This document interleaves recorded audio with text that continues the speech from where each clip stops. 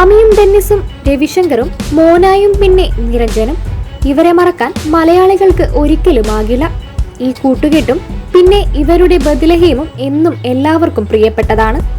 ഒരു കാലത്ത് പ്രേക്ഷക ഹൃദയം കീഴടക്കിയ ആമിയും കൂട്ടരും ഒരിക്കൽ കൂടി നിങ്ങളെ ബദ്ലഹേമിലേക്ക് കൂട്ടിക്കൊണ്ടുപോകാൻ എത്തുകയാണ്.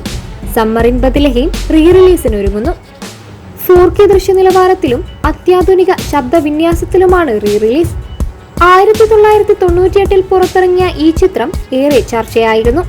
കാരണം പ്രേക്ഷകർ ഏറെ കൊതിച്ച ചോദ്യത്തിനുള്ള ഉത്തരം നൽകാതെയാണ് ചിത്രം അവസാനിപ്പിച്ചത്.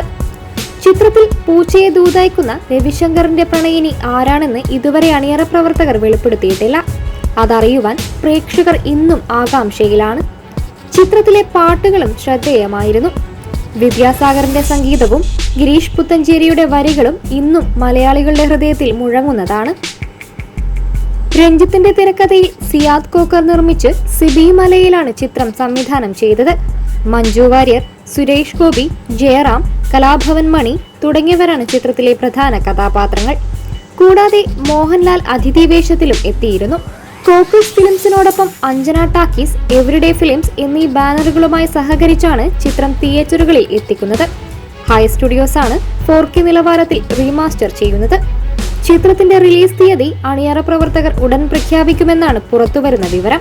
ക്ലാസിക് ചിത്രങ്ങളുടെ റീ റിലീസുകൾ പ്രേക്ഷകർക്ക് ആവേശം സൃഷ്ടിക്കുന്ന ഈ കാലഘട്ടത്തിൽ സമ്മർ ഇൻ ബദ്ലഹേം അതിന്റെ ശക്തമായ റിപ്പീറ്റ് വാല്യൂ കൊണ്ടും ദൃശ്യഭംഗി കൊണ്ടും സംഗീത മികവ് കൊണ്ടും മികച്ച നേട്ടം സ്വന്തമാക്കുമെന്നാണ് പ്രതീക്ഷ.